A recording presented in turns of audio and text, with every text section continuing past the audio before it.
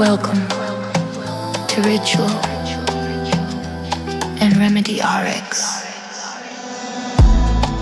Drum of the earth, breath of the body, spirit awakening with Dr. Janelle Clayton.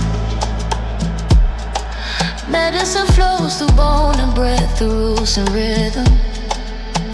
Remember your body, remember your medicine, remember who you are.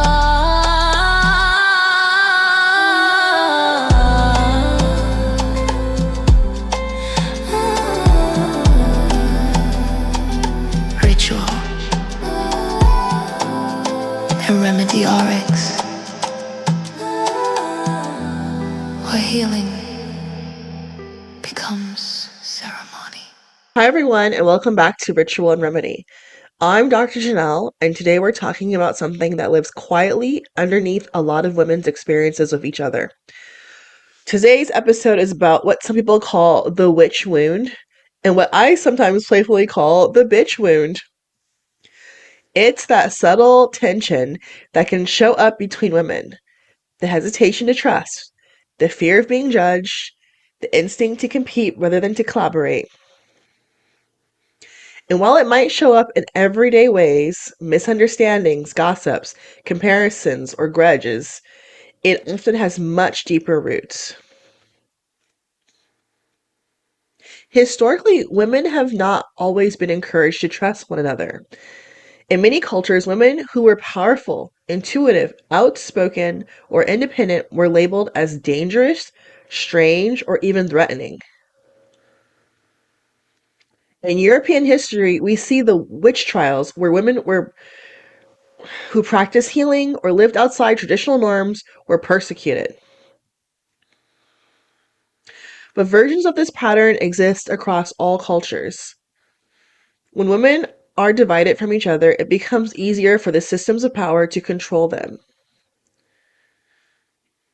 Over generations, that dynamic can create a kind of collective memory, an inherited caution about standing too close together or sharing too much of our power.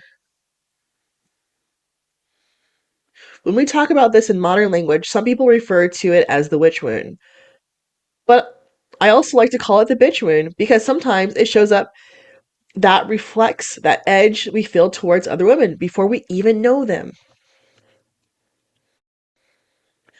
It's not always intentional.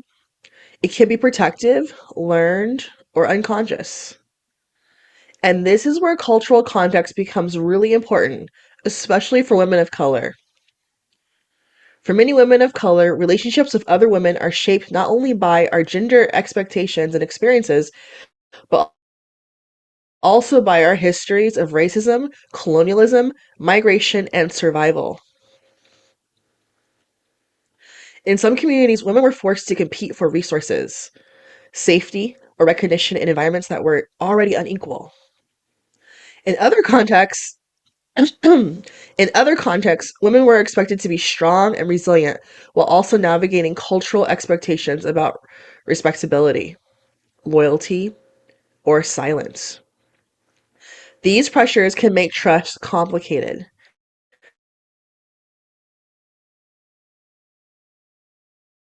Sometimes women carry unspoken, don't challenge the group, don't expose vulnerability. But those messages can also create distance between us. At the same time, many cultures of color have incredibly powerful traditions of sisterhood, auntie networks, community, grandmothers, and collective care. These traditions remind us that women supporting one another is not new. It's actually very ancient. What we're doing when we talk about healing the witch wound or the bitch wound is really about remembering those traditions of trust and bringing them forward again. One of the first steps in breaking this cycle is learning to recognize our triggers. Another woman who reminds us of something difficult from our past, maybe someone who feels confident, outspoken, or different from us, we can feel tensions arise. Instead of assuming the worst about that person, it can be helpful to pause and ask ourselves, what is this feeling actually about? Is it about this moment, or is it touching on something older? Something our reactions are really about past experiences, times when we felt excluded, judged, or misunderstood. Becoming aware of those patterns gives us a chance to respond differently. Another step is to practice intentional trust building. Trust doesn't mean instantly sharing everything with everyone. It means allowing relationships to develop gradually with honesty and mutual respect. It means celebrating other women's success rather than seeing them as threats. It means listening deeply when another woman shares her story.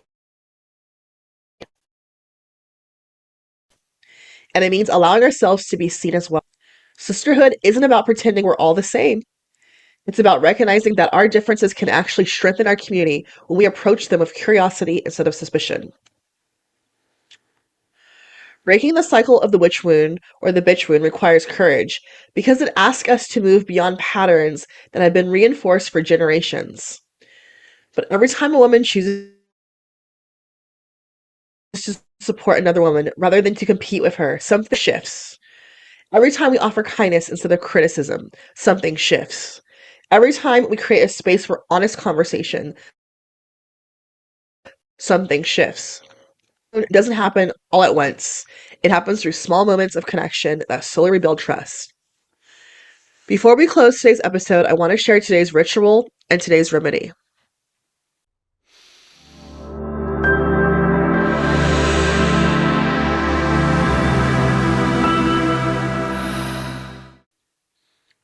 Today's ritual is a sisterhood reflection. Think about a woman in your life who has supported you, inspired you. Send her a message, say thank you, or simply acknowledge the impact she's had on your life. Gratitude strengthens the bonds between us.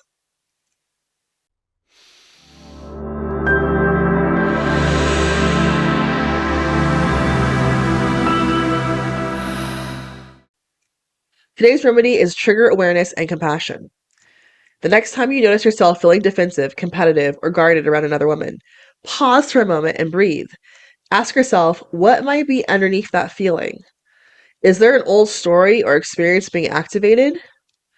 Instead of reacting immediately, allow yourself to respond with curiosity.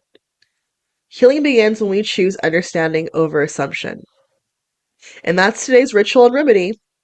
Thank you for spending this time with me. I'm Dr. Janelle, and this is Ritual and Remedy. I'll see you on the next episode. Ritual and Remedy RX, where healing becomes ceremony. Earth below, sky above, medicine rising through my blood, where science meets spirit and healing becomes real. Body awaken, spirit aligned, the medicine lives inside. Ritual and remedy inside. Ritual and Remedy RX. This is a space for transformation, for truth, for embodied wisdom. Ritual and Remedy RX. Align your body. Awaken your medicine.